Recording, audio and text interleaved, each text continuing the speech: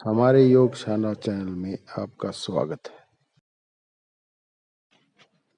अगर वह एक जगह भी सीधी और सच्ची बात कह दे, एक भी असर्शन उसका ऑथेंटिक हो, तो गीता का कृष्ण तत्काल चुप हो जाए, कहेगा कि बात खत्म हो गई, चलो वापस लौटा लेते हैं रथ को।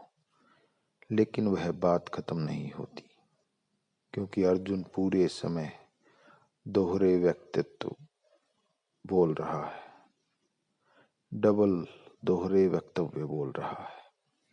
बोल कुछ और रहा है, चाह कुछ और रहा है कुछ और, कह कुछ और रहा है। उसकी दुविधा कहीं और गहरे में है, प्रकट कहीं और कर रहा है। इसे हमें समझकर चलना है, तभी हम कृष्ण के उत्तरों को समझ सकेंगे।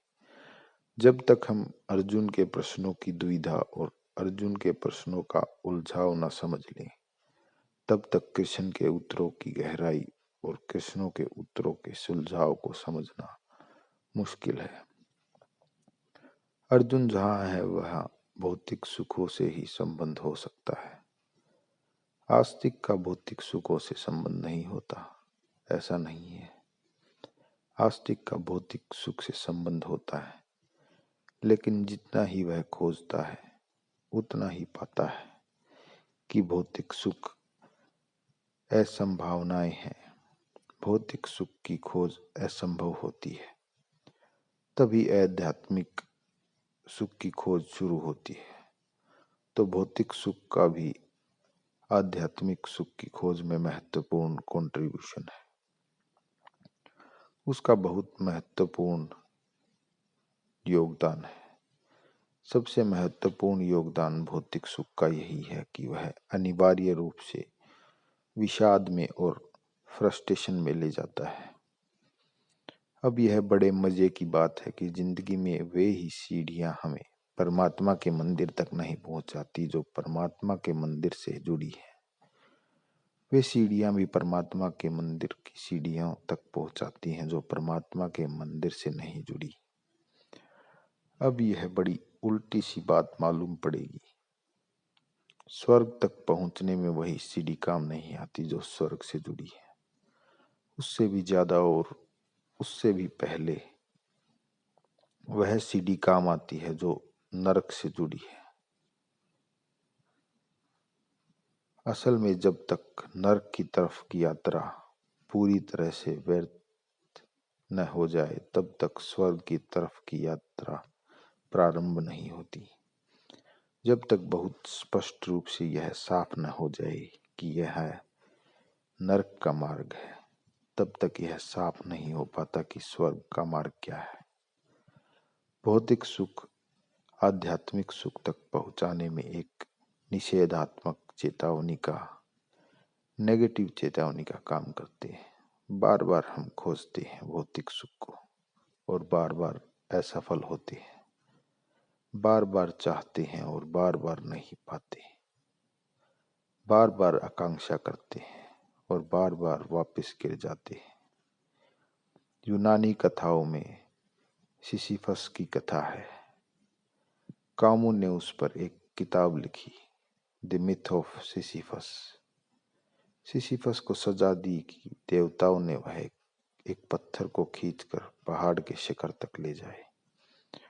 और सजा का दूसरा हिस्सा यह है कि जैसे ही वह शिखर पर पहुंचेगा, पसीने से लथपथ, हांफता थका, पत्थर को घसीटता, वैसे ही पत्थर उसके हाथ से छूटकर वापस खड्ड में गिर जाएगा। फिर वह नीचे आए, फिर पत्थर को खींचे और चोटी तक ले जाए, और फिर यही होगा, और फिर यही होता रहेगा। अब यह सजा है और यह इंटरनिटी तक होता रहेगा। यह अंत तक होता रहेगा, अनंत तक होता रहेगा।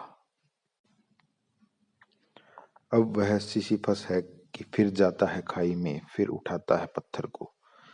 जब वह पत्थर को उठाता है तो फिर इसी आशा से कि इस बार सफल हो जाएगा, अब की बार तो पहुंचा ही देगा शिखर पर, बता ही देगा देवताओं को कि बड़ी भूल में थे।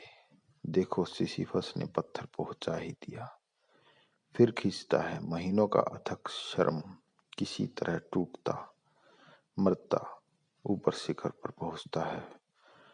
पहुंच नहीं पाता कि पत्थर हाथ से छूट जाता है और फिर खाई में गिर जाता है। फिर सिसिफर उतर उतर आता है। आप कहेंगे बड़ा पागल है, खाई में क्यों नहीं बैठ जाता।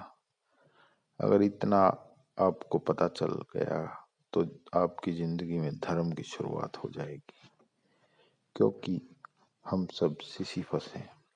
कहानी अलग अलग होगी, पहाड़ अलग अलग होंगे, पत्थर अलग अलग होंगे, लेकिन सिसिफस हम सब हैं।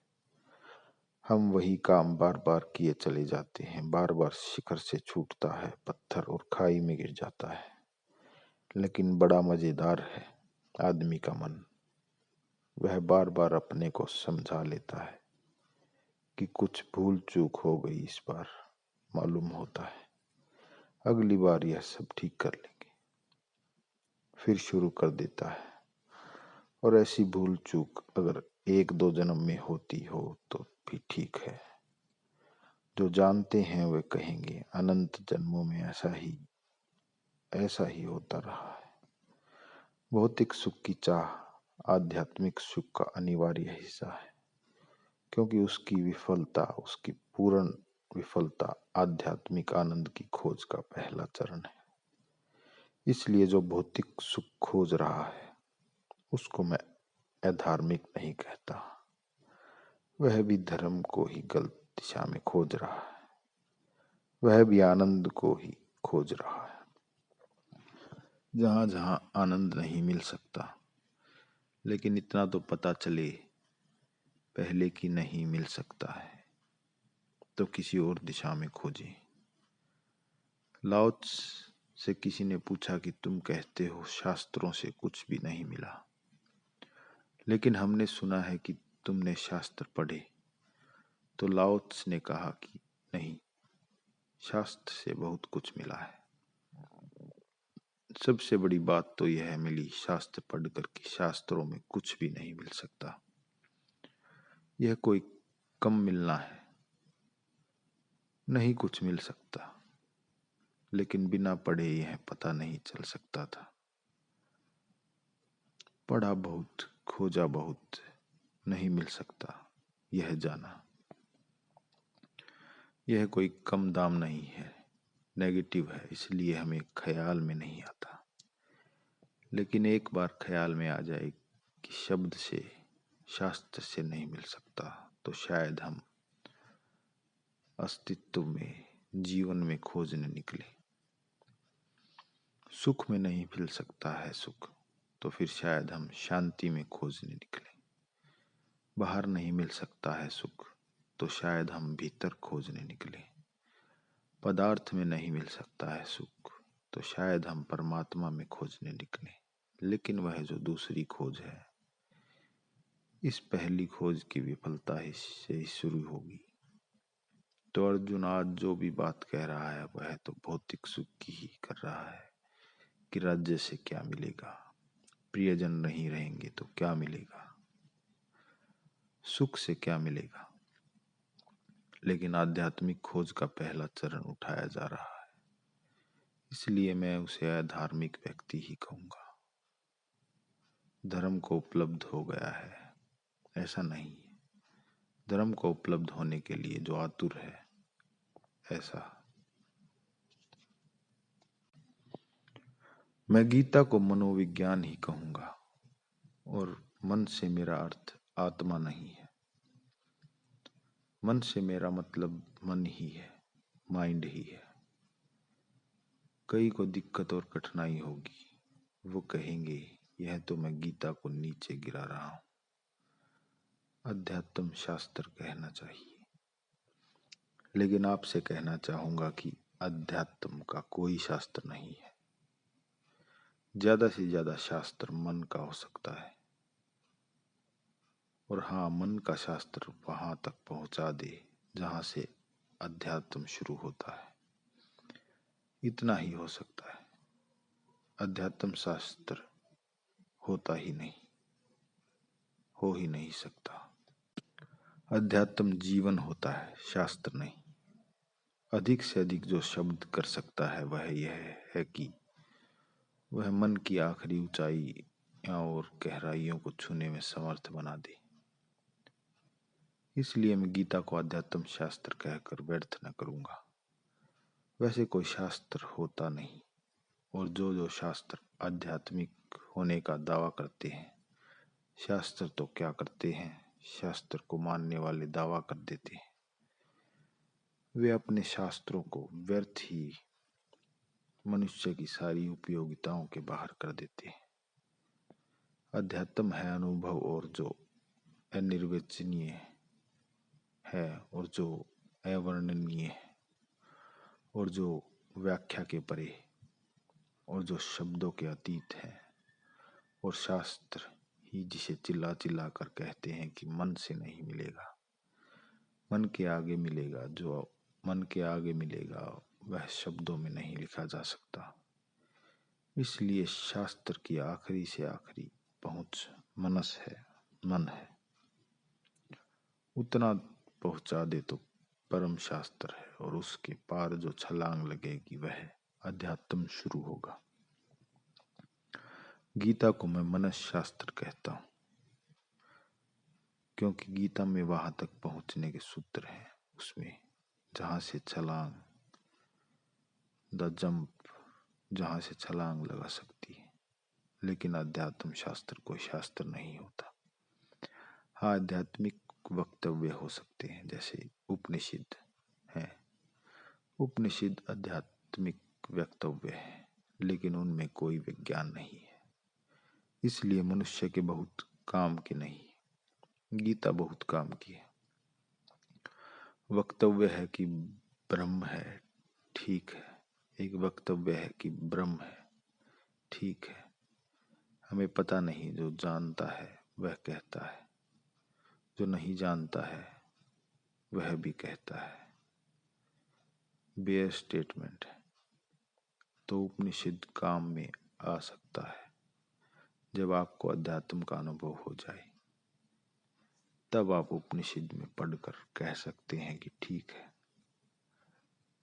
ऐसा मैंने भी जाना है। तो उपनिषद जो है वह गवाही बन सकते हैं, विटनेस हो सकते हैं। लेकिन जब आप जान ले तब। और मजा यह है कि जब आप जान ले तो उपनिषद की गवाही की कोई जरूरत नहीं होती। आप ही जानते हैं, तो आप जो कहते हैं वही उपनिषद हो जाता है। तो उपनिषद जो है वह ज्यादा से ज्यादा गवाही बन सकता है सिद्ध के लिए, और सिद्ध के लिए कोई गवाही की जरूरत नहीं है। गीता साधक के लिए उपयोगी हो सकती है, सिद्ध के किसी काम की गीता नहीं है। लेकिन असली सवाल तो साधक के लिए है, और साधक का असली सवाल आध्यात्मिक नहीं है। अर्जुन का असली सवाल आध्यात्मिक नहीं है। अर्जुन का असली सवाल मानसिक है, साइकोलॉजिकल है। उसकी समस्या ही मानसिक है।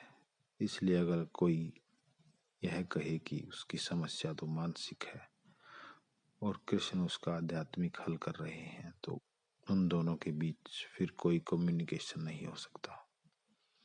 जहां समस्या है वहीं समाधान होना चाहिए, तभी सार्थक होगा। अर्जुन की समस्या मानसिक है, उसकी समस्या आध्यात्मिक नहीं है। उसका उलझाव मानसिक है। यह बड़े मजे की बात है, आध्यात्मिक समस्या होती ही नहीं। जहां अध्यात्म है वहां समस्या नहीं है, और जहां तक समस्या है वहां तक अध्यात्म नहीं है। मामला ठीक ऐसे है जैसे कि मेरे घर में अंधेरा है और मैं आपसे कहूं अंधेरा है। आप कहें कि मैं दिया लेकर जाकर देखता हूं कहाँ है, और आप दिया ले जाएं और अंधेरे को मैं न बता पाऊं। आप कहें बताओ कहाँ है, अब मैं दिया ले आऊं, अंधेरा कहाँ है। अब मैं मुश्किल में पड़ जाऊंगा, तो मैं आपसे कहूंगा कि कृपया करके दिया बाहर रख के आइए। आप कहेंगे कि दिया बाहर रखा हूं तो अंधेरे को देखूंगा कैसे, क्योंकि रोशनी चाहिए देखने के लिए। तो फिर एक ही बात मैं आपसे कहूँगा कि फिर अंधेरा नहीं देखा जा सकता, क्योंकि जहाँ रोशनी है वहाँ अंधेरा नहीं है, और जहाँ अंधेरा है वहाँ रोशनी नहीं है, और इन दोनों के बीच कोई कम्युनिकेशन नहीं है।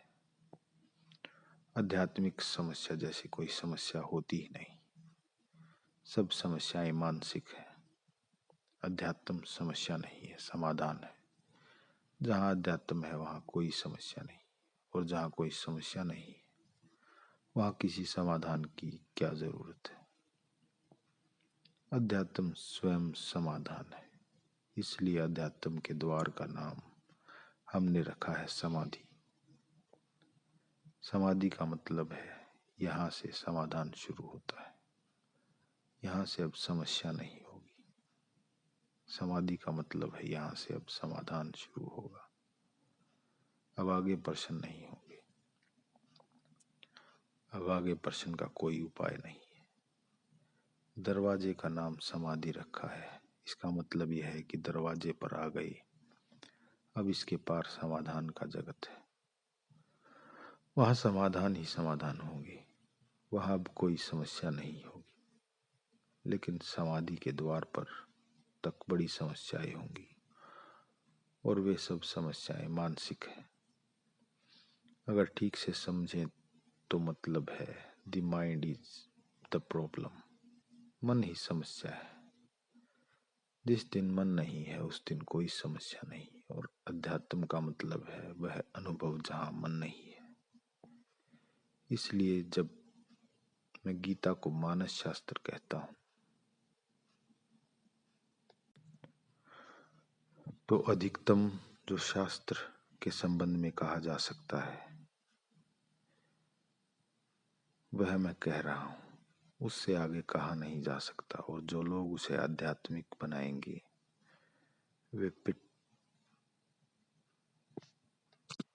वे पिटवा देंगे और उसे फिकवा देंगे, क्योंकि अध्यात्म का कोई समस्या नहीं है किसी की, सबकी समस्या मन की है।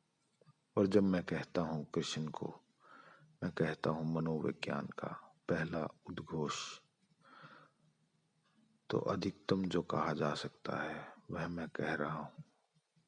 हाँ, मन संश्लेषक, आत्मा का कोई संश्लेषण नहीं होता, सारा खेल मन का है, सारा उपद्रव मन का है। मन के पार ना कोई उपद्रव है ना कोई समस्या, इसलिए मन के पार कोई शास्त्र नहीं है।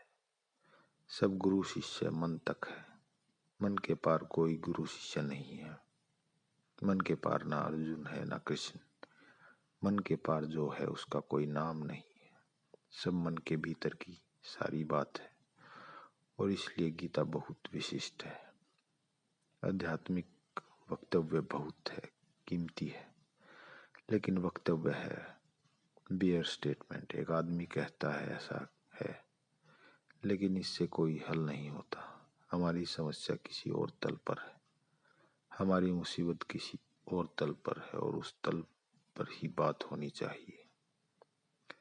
कृष्ण ने ठीक उसी तल से बात की है जहाँ अर्जुन है।